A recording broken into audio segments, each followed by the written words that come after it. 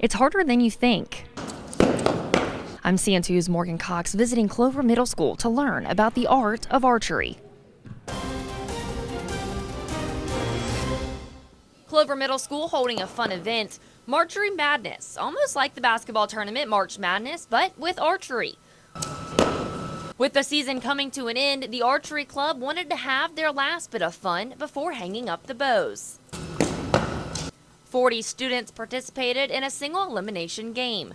After many close rounds, the numbers dropped to the Elite 8, and then there were 4, and finally a championship round. However, these two students have practiced so hard throughout the season that they tied not once, but twice. After 3 championship rounds, Cody Lane Harville came out on top, and Paris Dellinger was given second place. I'm proud of myself because I really boosted myself from last year, and I'm proud of my team, proud of my teachers, and everything like that. I'm just excited. Cody, an 8th grader at Clover Middle School, has been practicing archery for 3 years and says it's something he and his father have bonded over. Me and my dad deer hunt and fish, and so it sort of connects with that, you know. Paris, a 6th grader at Clover Middle School who came in second at Marchery Madness, has been practicing archery for just 1 year. I felt like I've worked hard and I've practiced sometimes at my house. She says hitting the bullseye on the target is a satisfying feeling. I'll think to myself in my mind that you did so good and just keep it up. Dr. Kelly Grant has been involved in the archery program for the past 6 years, but this year he took on the role as head coach. Our 2 students that were at the end, they weren't hitting the target at the beginning, and to be there at the end and shooting 47s out of 50 and 45s out of 50, it feels great to know that I had a little part in helping get them there.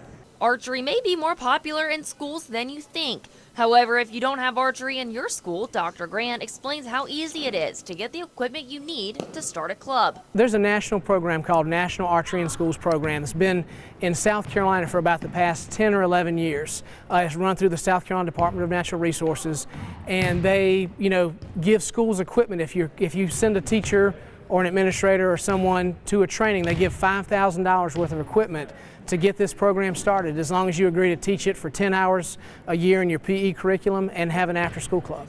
The Clover Middle School students make shooting the bow look fairly easy, but there's a lot more to it than just pulling back the arrow and releasing. Dr. Grant explains the simple steps he teaches his students in order to hit that bullseye. We start very simple. Gripping the bow, how you grip it, not putting too much tension on it so you don't shake the bow. The amount of fingers, some kids want to use 2 fingers, they want to use 4 fingers. We go 3 fingers underneath the arrow.